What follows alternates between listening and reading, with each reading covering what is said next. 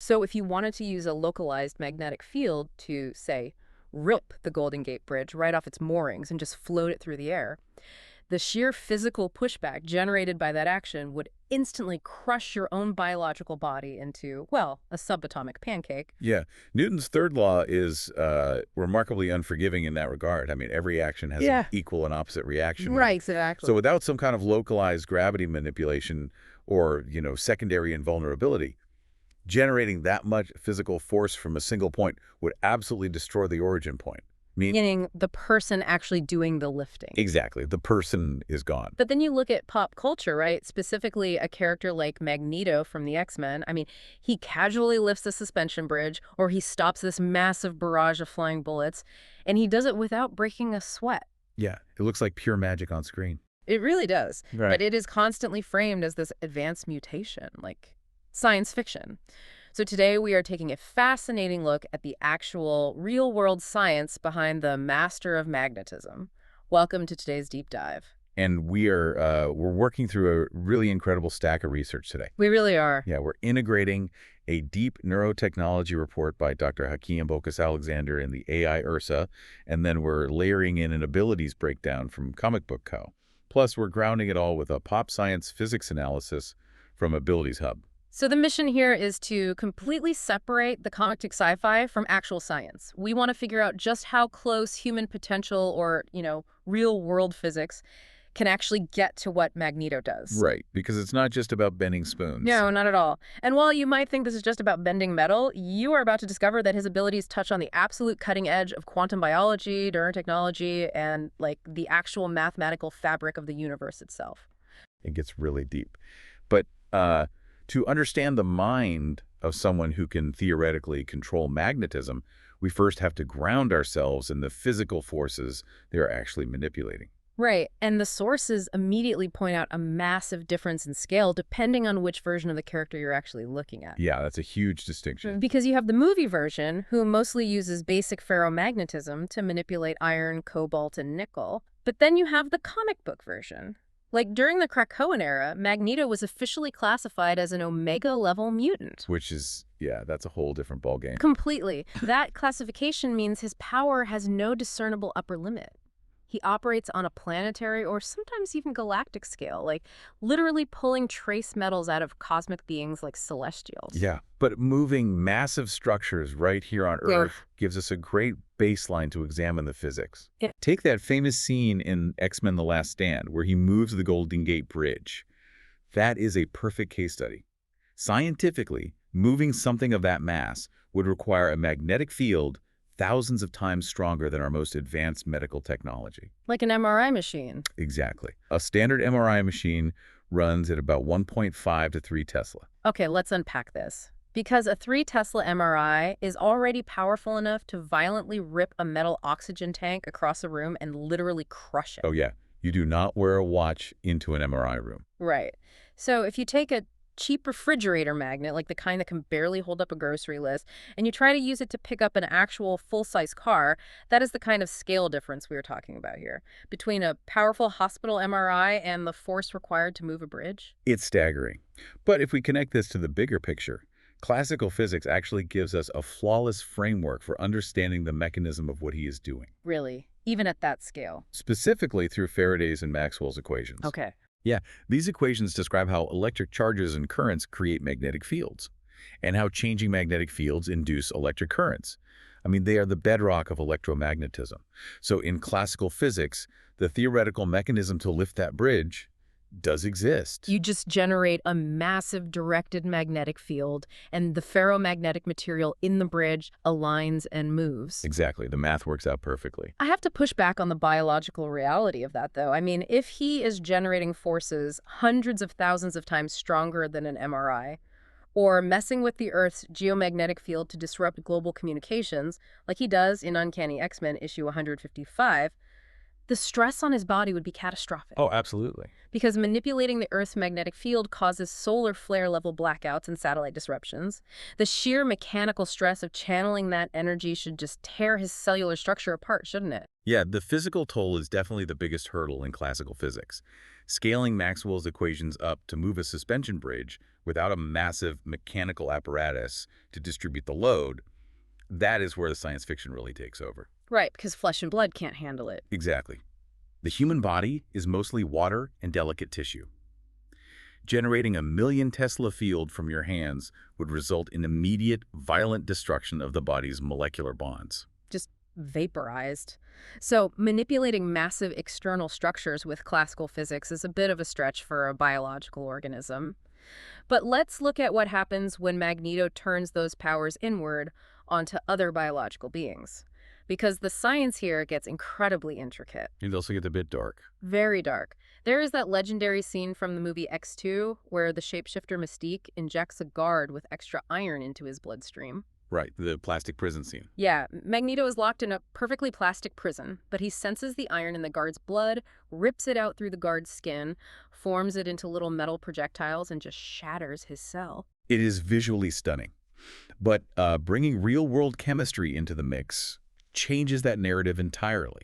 How so? Well, human blood absolutely does contain iron. I mean, it's a crucial component of the hemoglobin protein that carries oxygen through your veins. Right, but I am going to challenge the physics of that scene based on how that iron is structured. Hemoglobin iron isn't freely ferromagnetic, is it? No, it's not. It is chemically bound within the protein structure. Yeah. The electron spins are paired in a way that essentially cancels out a strong magnetic moment. So isn't controlling someone's blood with a magnet basically like trying to pick up a glass of water just because there is a rusty nail dissolved in it? That's a great way to put it, yeah. Like, you can't just wave a magnet over your arm and feel your blood rush to the surface. If you could, getting a routine MRI would cause your blood to literally boil out of your veins. Yeah, your chemistry is spot on. The iron in your blood behaves completely differently than the iron in, say, a cast iron skillet. Because it's paired up. Exactly. Because the electrons in the iron atoms are paired within the hemoglobin molecule, they do not align with an external magnetic field in the same way ferromagnetic metals do. However, there is. Under extreme magnetic fields, and we are talking about fields far beyond current human engineering, pushing into millions of Teslas, you can theoretically manipulate the diamagnetic properties of water itself. Diamagnetism, that's when a material creates a weak opposing magnetic field, right? Wait a- Like how scientists famously levitated a live frog in a 16 Tesla magnetic field. That is the exact mechanism, yeah. So you wouldn't be ripping liquid metal through the skin like in the movie. You would be repelling the water in the blood, which could theoretically alter blood flow or induce catastrophic clotting. Wow. And the comics actually explore that internal biological control. In Avengers issue 110, Magneto creates a mind-controlled army of heroes, including Captain America and Iron Man. Oh, I remember this one. Yeah, and he doesn't use telepathy. He uses his powers to magnetically constrict the blood flow to specific areas of their brains. He alters their consciousness by choking off oxygen to their higher reasoning centers. That is a chilling, but actually scientifically grounded application of extreme diamagnetic manipulation. It really is. And you know, there's another massive biological precedent we need to look at regarding how organisms naturally interface with magnetic fields. Dr. Alexander's research highlights that this isn't completely alien to biology. Birds, for instance, have built-in compass. Right, they use tiny deposits of magnetite in their beaks to navigate using the Earth's magnetic field. Yeah, but it goes even deeper than the beak. Studies suggest birds utilize quantum effects and cryptochrome proteins within their eyes to literally see magnetic fields. Wait, they see them? That's incredible. Yeah. And consider electric eels or electric rays. They instinctively generate powerful electrical shocks under extreme stress. An eel doesn't have to consciously think about the complex biological battery required to generate 600 volts of electricity. It just happens. Right. It is an automatic, instinctual defense mechanism hardwired right into their nervous system. That ties flawlessly into Magneto's origin story. I mean, his powers first manifested when he was a child experiencing horrific emotional trauma in a concentration camp. Bending that metal wasn't some conscious mathematical calculation, it was an instinctual defense mechanism activating automatically under extreme duress, Exactly. identical to the eel generating a shock. Yeah, the biological instinct element really bridges the gap between physics and the mind. Because while pulling iron out of a guard's blood stretches our current understanding of biochemistry, the idea of an organism naturally interfacing with electromagnetism is an established, evolving biological fact. Which brings us to the most mind-bending question of this entire deep dive. Let's hear it. If his powers are tied to instinct and trauma, how does his physical, squishy biological brain actually interface with these massive electromagnetic fields? He isn't using a joystick or a keyboard, he is doing it with his mind. This takes us directly out of basic biology and into the absolute cutting edge of neurotechnology and quantum theory. The research introduces modern brain-computer interfaces, or BCIs. BCIs, these are devices that translate neural signals into digital commands. They are revolutionary. You have patients who are completely paralyzed, and with a surgically implanted BCI reading the electrical activity in their motor cortex, they can steer a motorized wheelchair. Or move a robotic arm. Exactly, just by imagining the movement. The computer reads the brain's electrical signals and translates them into a physical action. Yeah, and Dr. Alexander's research connects this very real, tangible BCI technology to much more theoretical studies from the Institute of Noetic Sciences, or IONS. Okay, what kind of studies? They've conducted extensive studies involving random number generators, or RNGs. A random number generator is essentially a computer program designed to spit out ones and zeros in a completely unpredictable, chaotic pattern. Wait, I have to push back here. You are saying human thoughts can actually change computers' random number outputs? Because that sounds like pure pseudoscience to me. How could simply thinking about a computer change its digital output without a physical connection? I know, it borders on the fringe, which is exactly why it is so heavily debated. But the IONS research, building on older studies from places like the Princeton Engineering Anomalies Research Lab, suggests that focused human intention can slightly skew the results of these random numbers. Seriously. Yeah, it leans on the observer effect in quantum mechanics. You know, the idea that the act of observing or intending can collapse a quantum wave function in a statistically significant way. It suggests consciousness might subtly influence physical electronic systems at a quantum level. Okay, here's where it gets really interesting. If a normal person participating in one of those RNG studies influencing a computer is like a tiny, barely measurable static shock, Magneto is a Category 5 lightning storm. That's a great analogy. Standard BCIs are like a clunky, remote-controlled toy car.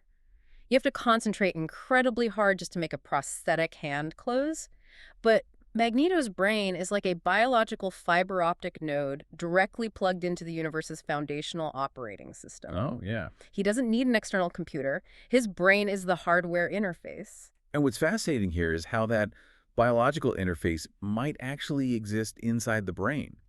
The research introduces the ORCHA-R theory to explain this exact mechanism. ORCHA-R stands for Orchestrated Objective Reduction. This was proposed by the theoretical physicist Roger Penrose. Right, along with the anesthesiologist Stuart Hameroff. Got it. It is one of the most compelling theories in quantum biology. Standard neuroscience says consciousness arises simply from the chemical firing of neurons, the synapses connecting. But ORCHA argues that is only part of the story. Okay, so what's the rest of the story? It proposes that consciousness actually arises from quantum computations happening inside these tiny structural tubes within our brain cells, which are called microtubules. Microtubules are basically the structural scaffolding inside a cell, right? Exactly. But this theory suggests the proteins making up that scaffolding can exist in a state of quantum superposition, meaning our brains are literally functioning as quantum computers operating inside a warm, wet biological environment. That is the core of the theory. Now, apply this architecture to Magneto. The report suggests that Magneto's mutant X gene, which was violently activated by his childhood trauma, drastically enhanced the quantum coherence in his neural microtubules. So his brain isn't just generating electrical thoughts, it is acting as a hyper-advanced wireless BCI that connects directly, at a quantum level, to the electromagnetic fields permeating the universe. Exactly. His brain is a quantum antenna that doesn't just receive the signal, it broadcasts and rewrites the signal. Right. But how does he actually process all that data? I mean, if you are biologically hooked up to the universe's quantum substrate, the sheer amount of information from every atom and magnetic field would be incomprehensibly overwhelming. How does he bend a steel beam without losing his mind to this sensory overload? He processes it through the fundamental mathematics of waveforms. This brings us to ontological mathematics. Ontological mathematics. Right. It's the philosophical and theoretical framework that reality itself is not just described by math, but is fundamentally built out of mathematical constructs. So basically, everything is code. Precisely. Everything is code. The report brings up Fourier transforms. A Fourier transform is a complex mathematical operation that takes a chaotic, complex signal and breaks it down into simple, manageable sine and cosine waves. Okay, so if you hear an entire symphony playing all at once, a Fourier transform is the mathematical equation that separates that massive wall of sound into the exact individual notes of the violins, the cellos, and the horns. It isolates the fundamental frequencies, yes. And alongside Fourier transforms, the research highlights Euler's formula. Euler's formula. Yeah, Euler's formula links trigonometry and exponential functions. Think of it as the ultimate mathematical tool for rotating objects in a complex plane. It provides the exact blueprint for how a wave oscillates and moves. Oh, I see where this is going. If Magneto can instinctively process Euler's formula, he isn't just seeing a solid steel beam, he is seeing the oscillating geometry of its atomic structure. Right. And the math intuitively tells him exactly how to rotate or shift that wave phase to bend the metal. He natively performs these Fourier transforms and utilizes Euler's formula to tune into, decode, and reshape electromagnetic frequencies in real time. He doesn't, do the math on a chalkboard. No, of course not. His microtubule-enhanced brain calculates the wave phases instinctively. So what does this all mean? Is his brain essentially working like organic audio editing software, like an organic version of Audacity, remixing the universe's physical tracks in real time? That audio analogy is specifically used in the transcript from Dr. Alexander and Ursa. Oh, really? Yeah, they discuss how audio software like Audacity is used to create highly specific frequency formulas. You can mix solfeggio tones or hemisync binaural beats with the sound of ocean waves. Right, people use those to study or sleep. Exactly. When you listen to these overlapping waveforms, the different frequencies physically alter your brain waves, forcing your biology into a state of deep focus or relaxation. So you are using mathematical waveforms to alter physical biology. Yes. And Magneto is doing the exact same thing, but instead of altering brainwaves with sound, he is using his quantum biological brain to alter the physical matter of the universe using electromagnetic frequencies. You've got it. He tunes into the resonance of a steel beam, isolates its frequency using a native Fourier transform, and then broadcasts a counterfrequency to bend it. The sources ground this in the concept of subquantum kinetics. Subquantum kinetics, what is that? This theory proposes a dynamic substratum, a continuous underlying medium or ether permeating the universe. In this framework, particles aren't solid, discrete objects. They're just localized, standing wave patterns of energy within that ether. So if matter is just a standing wave in the ether, and Magneto can process the mathematics of those waveforms, he isn't just pushing solid metal around with an invisible magnetic hand. No, he's not. He is rewriting the wave pattern of the metal itself at the source code level. And this raises an important question about the absolute limits of human perception. I mean, while manipulating the ether or utilizing subquantum kinetics sits firmly on the fringe of theoretical physics. Very fringe, yeah. It forces us to deeply reconsider the nature of reality. It asks us to consider whether electromagnetism isn't just a physical force that moves compass needles, but a fundamental language of the universe. And Magneto is simply a native speaker who is completely fluent in that language. Exactly. He is not breaking the rules of physics. He just has the developer access codes to the operating system. Understanding how a fictional character theoretically operates actually helps us grasp the very real, very current frontiers of our own science. It provides an unparalleled conceptual framework. I mean, scientists are actively studying how our brains process quantum information right now. We are actively building brain-computer interfaces that read human thoughts and translate them into physical actions in the real world. We are mapping out how electromagnetism connects everything from the cryptochromes in a bird's eye to the massive solar flares erupting in deep space. It is all governed by the same fundamental forces and mathematical equations. Exactly. Which leads me to a final thought, something for you to really chew on long after you finish listening to this deep dive today. If the entire universe, from the visible light you see, to the chemical bonds holding your DNA together, to the gravity keeping your feet on the ground, is ultimately governed by fundamental fields and waveforms. And if human consciousness is slowly but surely learning to interface with that exact technology through advanced BCIs and an understanding of quantum biology. What if the master of magnetism isn't just a cool comic book mutant? What if Magneto is actually a highly exaggerated fictional preview of our own distant evolutionary future? Could humanity eventually evolve, merging our biological neurotechnology with quantum computing to the point where we learn to consciously rewrite the mathematical equations of reality just by thinking? It's a huge thought. It really is. It is something to mull over the next time you find yourself holding a simple refrigerator magnet. You might just be holding the fundamental code of the universe right there in your hand. Truly. Thanks for joining us on this deep dive. Keep questioning the reality around you, and we will see you next time.